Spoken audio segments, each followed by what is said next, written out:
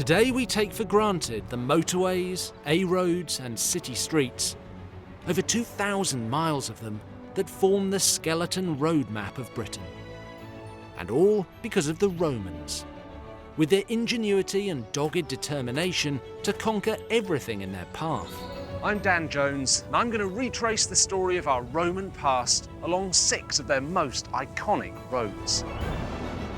Each road tells the story of our Roman legacy and its rich history, from their very first road across Kent, which powered their invasion, to the vital routes which helped them conquer most of Britain, before being beaten into retreat by the Scots. In nearly 400 years of occupation, the Romans changed Britain forever by bringing their armies, ideas, buildings, and religion. But the Romans couldn't have done any of it without one thing: their roads.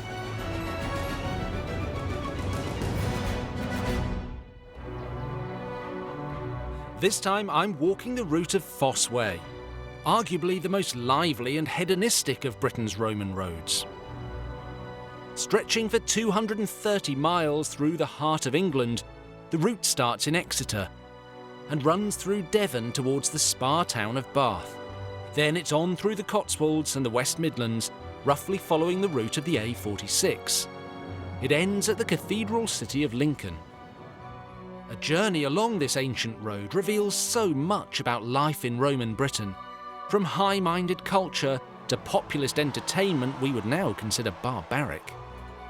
Fragments of their civilization have survived at the very start of Fos Way in Devon.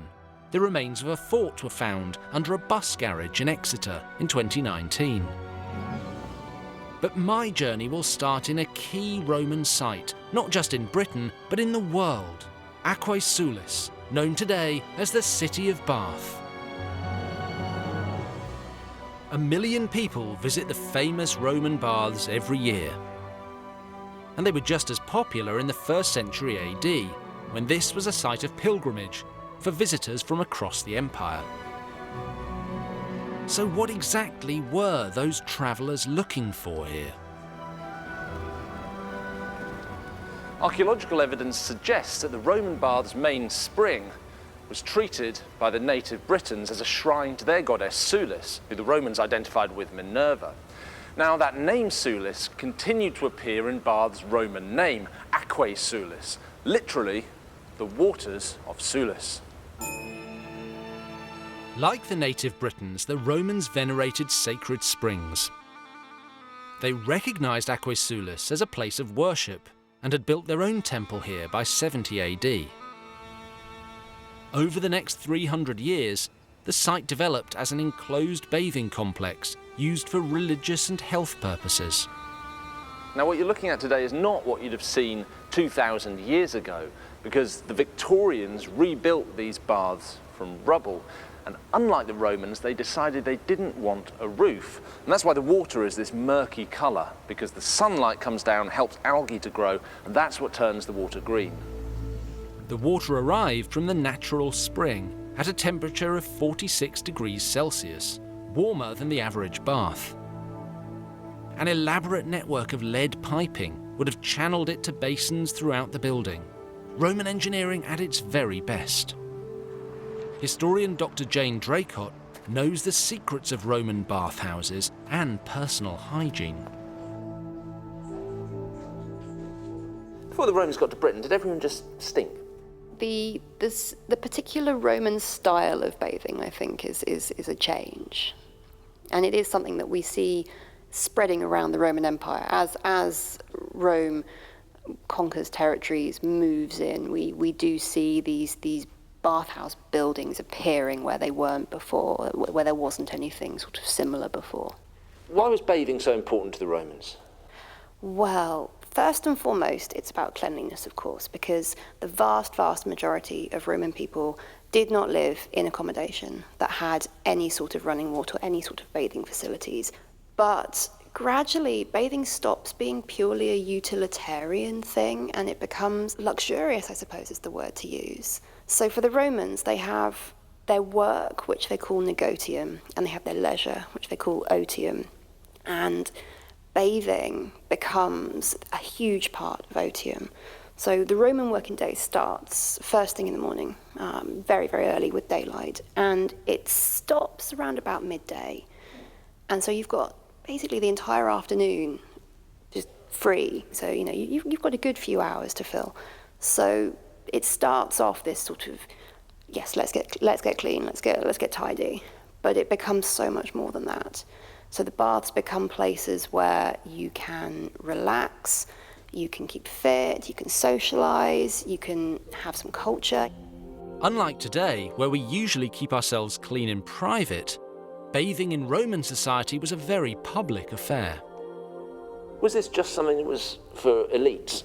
No, absolutely not. One of the really key things about Roman bathhouses is that they are, to all intents and purposes, open to everybody. So you go along to the baths, you get anointed with oil, you get rubbed down, you do some exercise to build up a sweat.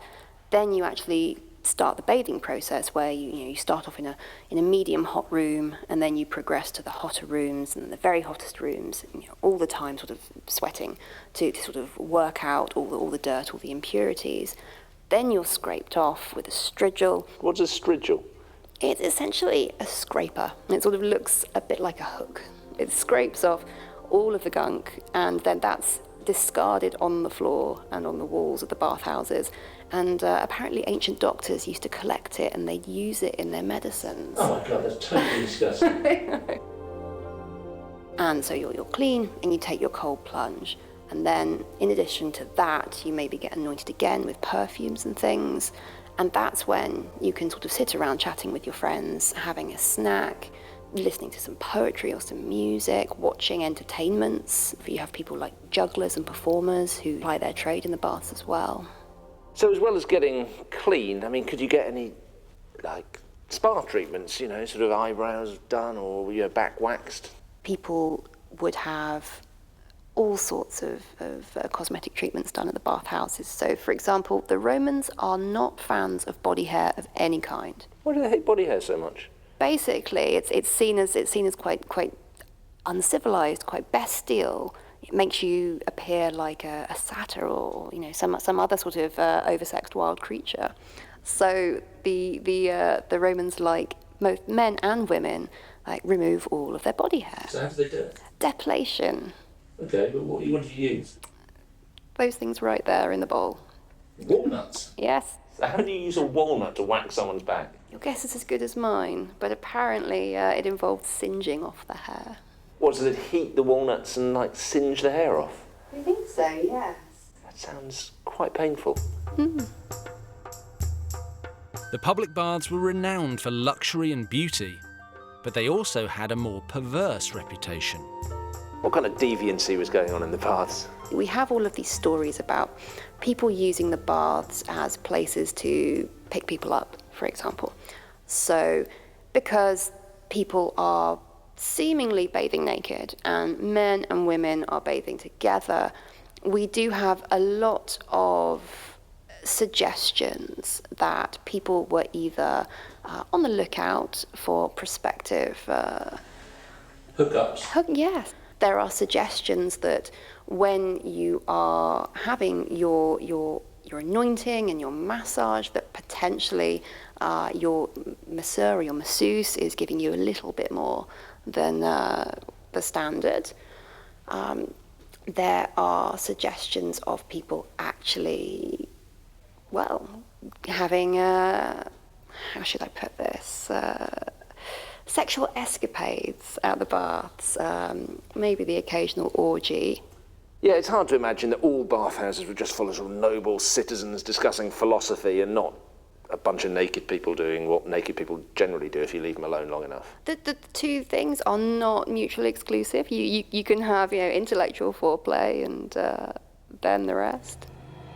Despite the sexual escapades, these public baths are among the finest examples of Roman civilization brought to Britain. And the Romans used their roads, such as Fos Way, to extend their cultural activities across our land. Numerous bathhouses were built here, as in Buxton. where they exploited the warm springs dedicated to the native goddess Arnemetier. I'm following the Roman road of Fos Way from Devon towards Lincoln. The route reveals the secrets of the luxury lifestyles lived by the native Britons while under Roman rule. Also, how the Romans introduced their concept of civilization to Britain, from creating new towns to teaching us how to relax.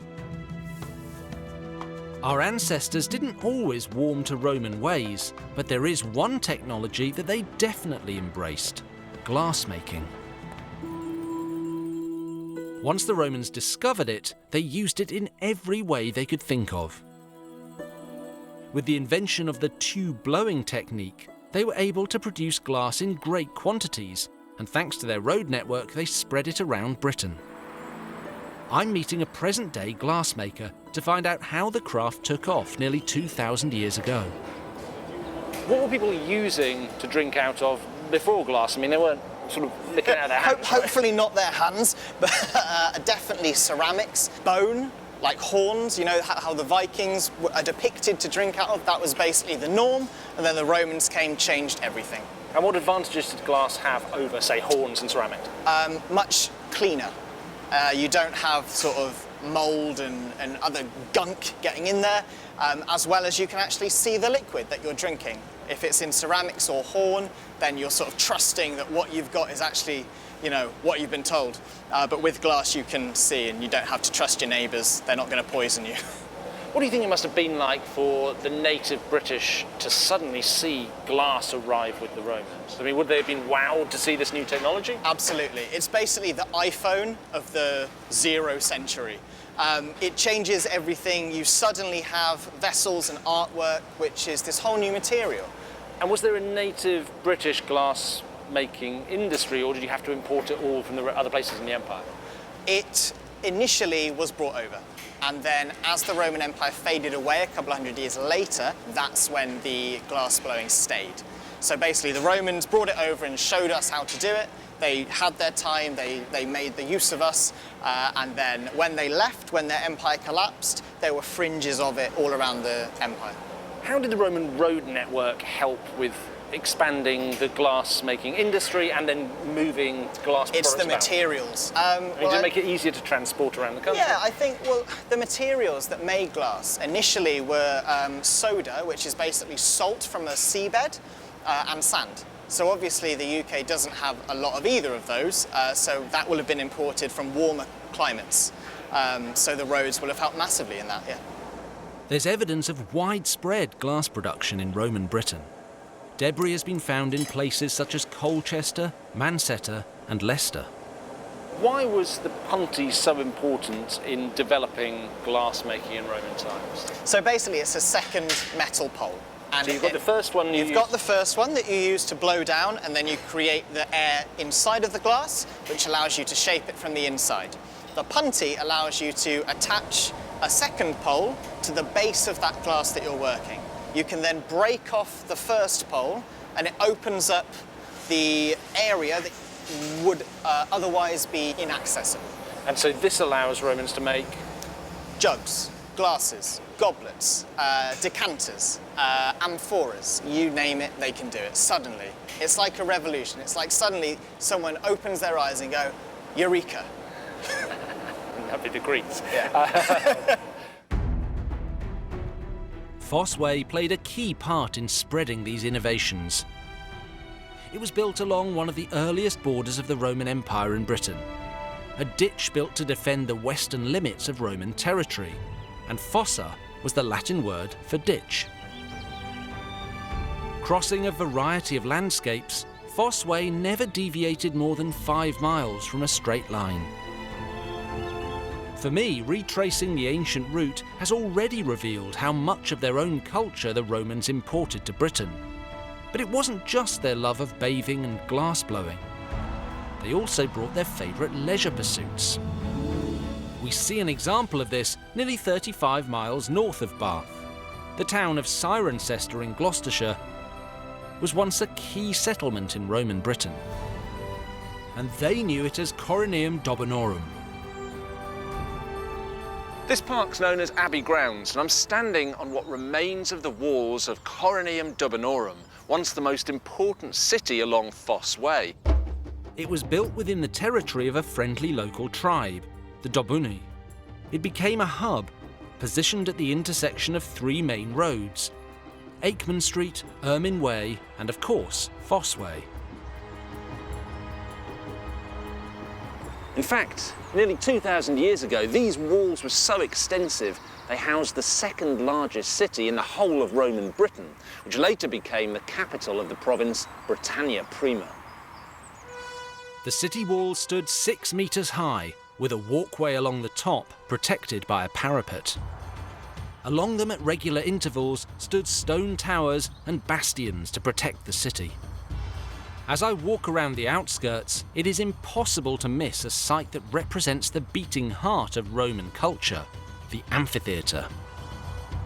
Across the empire, in large arenas like this one, slaves were made to fight for the entertainment of the town citizens. It's hard to imagine that 2,000 years ago, thousands of spectators would have gathered in this exact spot to watch people fighting to the death.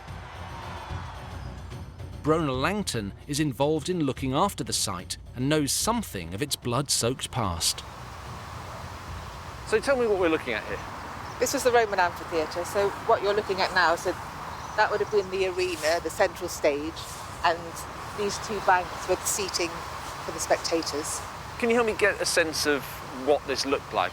Yeah, so on this two side? entrances. Two entrances. And banks of seating? Yes, banks of seating. So originally this site was a quarry, so they were quarrying limestone to build the town, and so they sort of utilised the natural lay of the land, and the town was over there, and you would have sort of come out of the gate along the road. There would have been stalls and a bit of a market, so you could buy some food and stuff, and then come and watch the show. Sounds like quite a nice day out today. Oh, yes. What sort of thing took place inside the amphitheatre? There would have been wild animal hunts and slaughters. There would have been parades and displays, possibly the execution of criminals and undesirable people, and also there's evidence for gladiator activity in Britain as well. What was the capacity here, and what would it have been like when the amphitheatre was full? They reckon 8,000 people could have fit into this amphitheatre, and I think you have to imagine everybody would have been crushed in, they'd have been sat on bench seats, eating their stuffed dormice and all the stuff they've bought on their way in, and there'd have been a lot of anticipation for the event, so I think it would have been quite an electric atmosphere. Did amphitheatres come to Britain with the Romans, or was there some form of this that existed before? I would say this is totally a Roman invention. It's their form of almost like social control, and for spectators to come and be controlled and see the power of Rome, and by killing animals or criminals or things, you're showing your authority. Why do you think big civic public games were so important to Roman culture? It's a bit like going to a football match, I suppose. It's part of being a Roman citizen, and it was great fun. It was free, so you would come here for your entertainment. Was everything about blood and guts and violence? I think that was the main attraction, but I think they would have probably had like military tattoos and displays as well. Based on the surviving records, it seems that nobody ever questioned whether it was right to arrange or even just watch such brutal sports. In fact, gladiators enjoyed a celebrity status. What was life like for a gladiator? Well, from what we know, gladiators had they were very popular and famous, and they were worth a lot of money. So I think if you had a successful gladiator, a lot of them were slaves, so somebody owned them all. And if they were really good ones, they were worth maybe like 20,000 denarii, whereas a Roman soldier would have got paid 300 a year. So it's a pretty dangerous profession with a fairly certain end. Yes, I think it was one-way ticket. Gladiators would fight an average of 10 matches in their careers, but these were often short-lived, and their life expectancy was just 27 years old. Why do you think the Romans were so into blood sports? I think it was a violent society, and they were always at war. You got your honour and your glory through physical prowess, What was at the heart of this business of men fighting beasts? And that's showing the civilised Roman world overcoming the wild, untamed, uncivilised world. And the Romans quite liked to demonstrate their power in that way. So even with an amphitheater, there would have been a strict seating order. So, the most important people would be sat at the bottom, and as you sort of move up the slopes, the least important people at the top. I'm following the Roman road of Fos Way, northeast towards the city of Lincoln.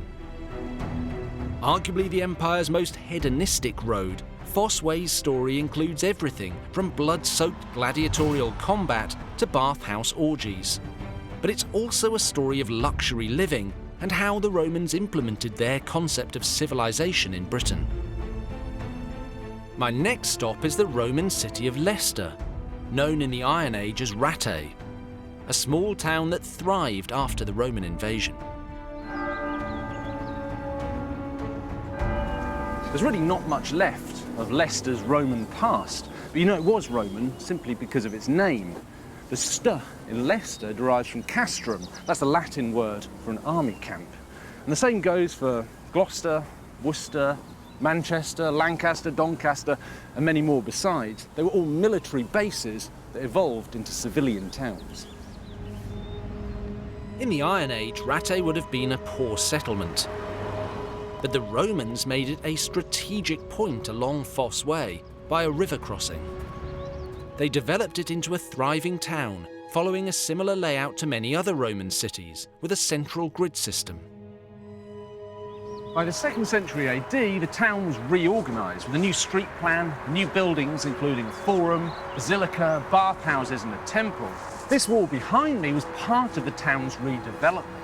For centuries, historians thought it was a gatehouse or possibly part of a temple, but the latest thinking is it was actually part of a palestra or gymnasium.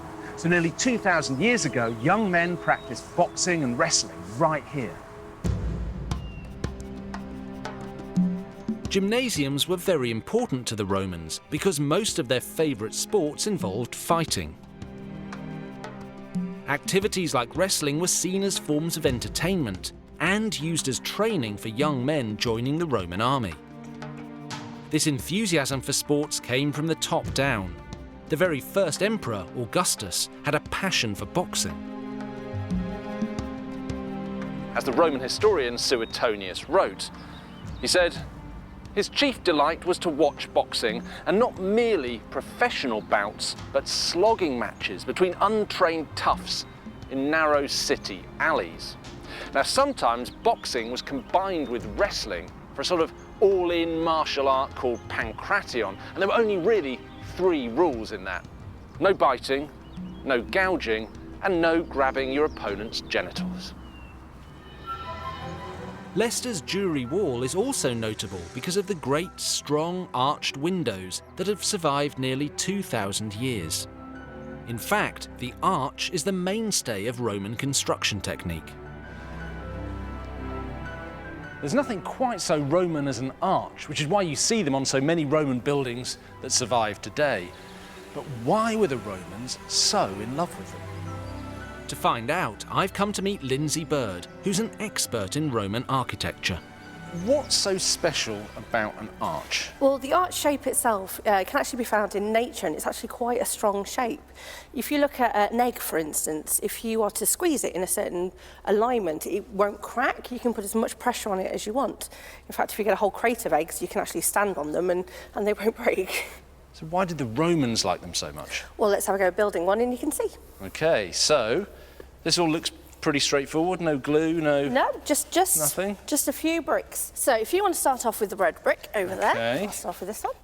And how long have people been using arches in architecture? Well, there are records of arches being used in ancient Mesopotamia and ancient Greece, but it's actually the Romans who really started to make use out of it the way they did. And what was so special about Roman arches? What did they do that was so brilliant? Well, not only were they very good at creating the technology to actually help construct it in the forms of scaffolding and wooden cranes, they also were able to create a type of concrete out of lime and volcanic ash and using seawater.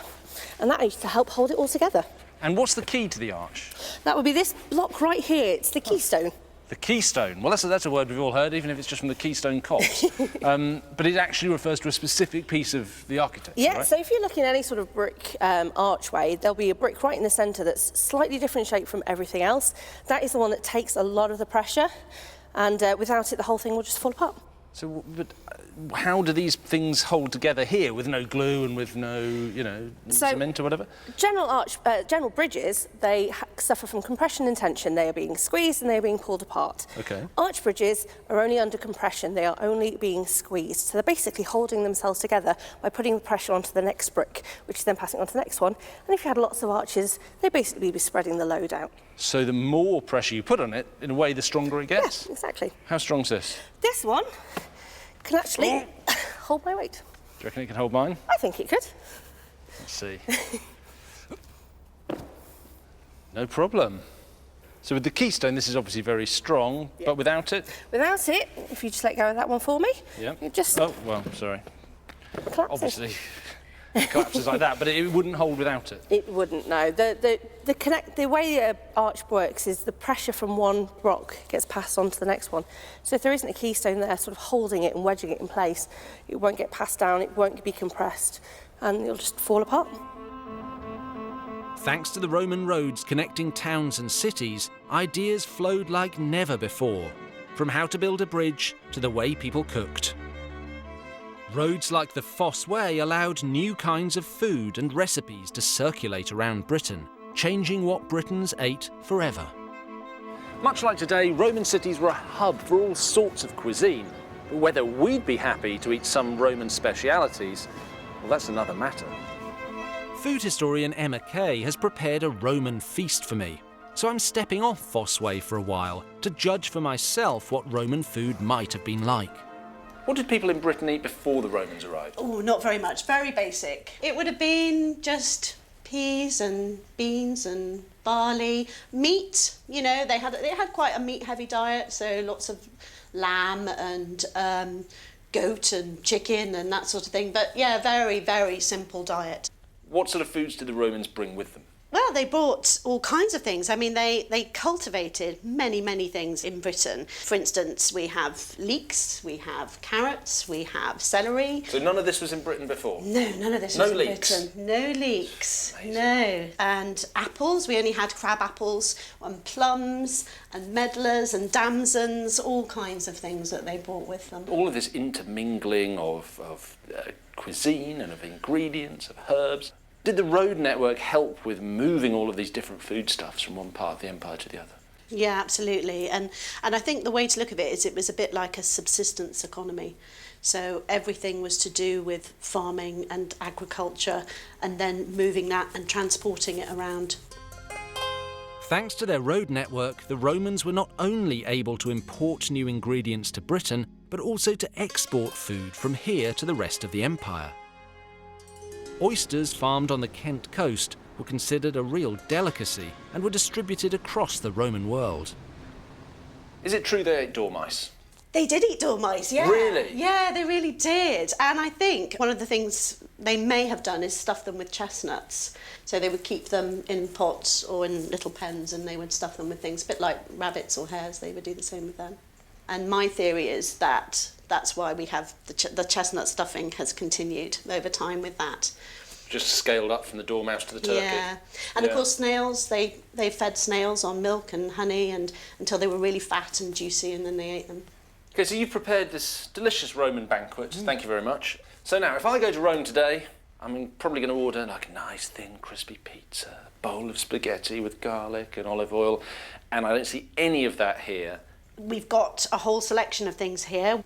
This is a Lucanian sausage, so it would be like a smoked, a bit like a salami, so you might find that on your pizza now. Right. They sort of went underground at one point because when the Romans converted to Christianity, they became considered to be offensive.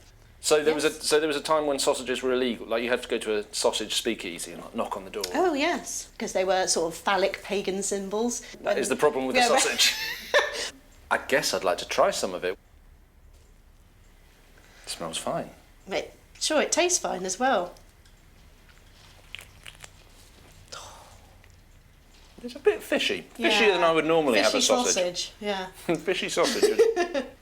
We've got the nettles, which have been boiled with eggs.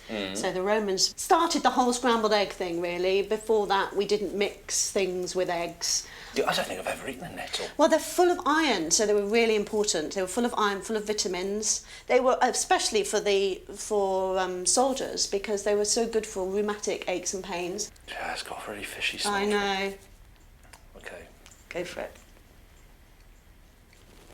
Jesus Christ. Sorry. Oh my God. What? What is that? There's like 4 different flavours, all that shouldn't be in my mouth at the same time. One of them's nettles, one of them is weird mashed up egg, and one of them is like the fishiest thing I've ever eaten. Sauce. I don't think I've ever tasted anything like that.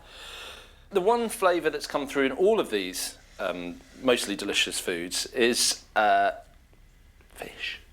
Fish. What's that? Where am I getting that fish? It tastes like that Thai fish sauce. Well, fish sauce is in a lot of different countries, but What was the Roman version? The Roman version was called garum, or sometimes liquamen. It was a bit like Roman ketchup, really. They had it with everything. The fish would come out of the water, be gutted immediately, and the intestines would be left to fester for about 3 months in the sun. Garum comes from the fish garros, which is what they used to make it out of. And garros is a fish that seems to have disappeared. No one can really identify it anymore. But they think the nearest thing to it is a mackerel. And very handily, you've just got some fish guts sitting here.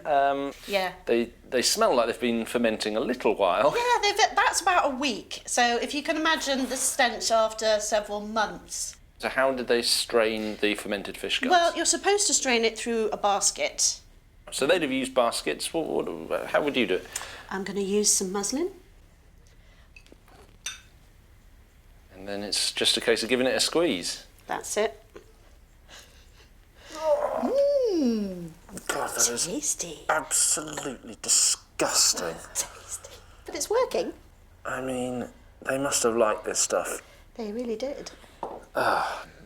This is the end product. Yeah, some fish sauce that I made that way about a week ago. So. I mean, my standards have changed over the course of the last few minutes, but that looks a lot more appetising than Slightly. the rest. Didn't think I'd ever ask this. Can I try some of your strained fish guts, please? Yeah, of course. Go ahead. Smell it first. I mean, what am I doing? I'm swigging from the bottle. It's got a strange smell, actually. It doesn't smell so fishy. Oh, clearly it does to you. I mean, just think of it. Do you like Worcestershire sauce? Yeah, but not like downing it. Worcestershire sauce has fish sauce in it. Of course, yeah. So it's one of the few things that we still have left. Let's give it a go this way. It's good for you. Full of vitamins. Wow. Whoa!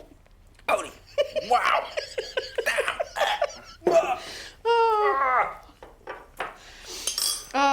Oh, it's like every fish in the entire North Sea is currently in my mouth all at once. That's the fishiest. That is pure fish. It's just mackerel. Christ. My whole head is full of fish. Oh dear. Yeah. Don't you feel invigorated? Do you feel like you've had lots of... I feel alive, and I also feel surprised by that fact. That is the essence of the flavour that was through everything else we've tried, you know that. Yes, it would have permeated every dish. It would have been in everything, so everything would have tasted fishy. In fact, I think they probably might have overdone it a little bit. What did the Romans ever do for me? A restless night. Gave me fishy breath for the rest of the day, that's a restless night, maybe. Well, I think, thank you. That's... Should we put the lid back on? Please, yeah. I think I might go and brush my teeth, actually. I can now see why garum, nettle and dormice didn't survive into modern British cuisine. Returning to Fos Way, the route north of Leicester brings me towards Newark-on-Trent, staying close to the route of the A46. Now, once upon a time, this might have been nice stroll or a chariot ride through a bucolic landscape, but today it's definitely better seen from inside the car. In Newark itself, the route of Fos Way takes a slight detour. It was diverted in the 12th century by Alexander the Magnificent, the Bishop of Lincoln, to bring trade and goods into the town and raise its national importance. I'm travelling along Fos Way, the great road built by the Romans that runs from Devon in the southwest up to the northeast of Britain. My journey has covered 230 miles, and along the way I've seen how the Romans imposed their lavish culture, entertainment and food on the native Britons. I've now reached my final destination, the city of Lincoln, known by the Romans as Lindum Colonia. 2,000 years ago, this was a major transport hub, because it's the junction with another great Roman road, Ermine Street, running from London to York. A good deal of that traffic would have used this structure, another great surviving example of Romano-British architecture, the Newport Arch. Roman towns and cities were typically laid out with roads coming from the north, the south, the east and the west, marking out the city in the shape of a cross. Now here at Lincoln, the Newport Arch marks the north end of the city, so it would be the first point of entry for travellers coming from places like York and Corbridge. Remarkably, the arch is still in use today. It's the only surviving Roman gate in Britain and a real testament to the longevity and tenacity of Roman engineering. Archaeologist Lacey Wallace knows about its great history. What's happened to it over the years? Well, it was originally built into the walls surrounding the city. So what we're looking at here is just sort of the interior facade of what was kind of like a gateway building. Now, in Roman times, I suppose the traffic that came through wasn't as big and bulky and fast as what comes through now. I mean, does that not cause any damage? In the 60s, a lorry tried to come through that was a bit too big and almost knocked the arch down, and they had to repair it quite significantly. What's the point of having an arch back in Roman times? Why bother building something like that? Well, gateway structures sort of mark the entrances to the city. So in Lincoln, in the upper city here, there were 4, north, south, east, and west, where the roads entered the city. So it's a break in the city wall for the road to come in. Is it defensive? Is it to like stop the barbarians coming to the city? So a gateway would allow taxation. So you can stop carts coming in who maybe want to go sell their wares, and you could tax those goods. They can also check just who's coming and going and have a sort of maintenance of control within the city. There's a distinct inside and outside. And so the gateway is that aperture that kind of marks the difference. And there's different laws and rules of sort of dress and behavior. People act differently inside the city. So it's that transitional space to kind of let you know that you've arrived. The Romans had invaded Britain in 43 AD and spent at least their first century here putting down rebellions by native Britons in Wales and the West and far north into Scotland. Originally a defensive ditch and then a road, Fos Way had once been the western frontier for the Roman Empire in Britain, with forts like Lincoln built along the route. A well-made Roman road was essential for transporting troops along the frontier in case of an attack from Celtic tribes living further west.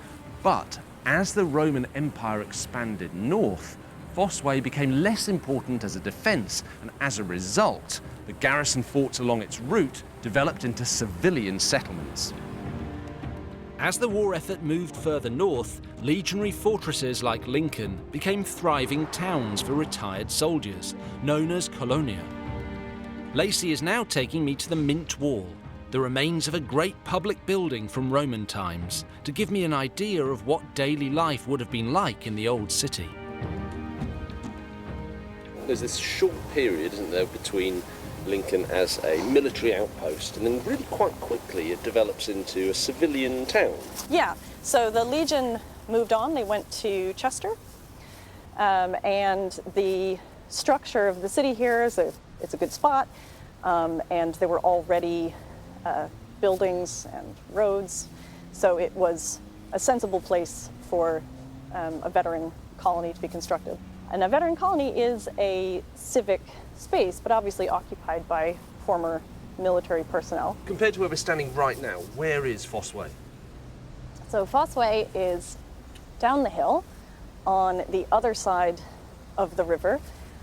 They excavated a bit of two roads, Ermine Street coming up from London and Fos Way coming up from the southwest.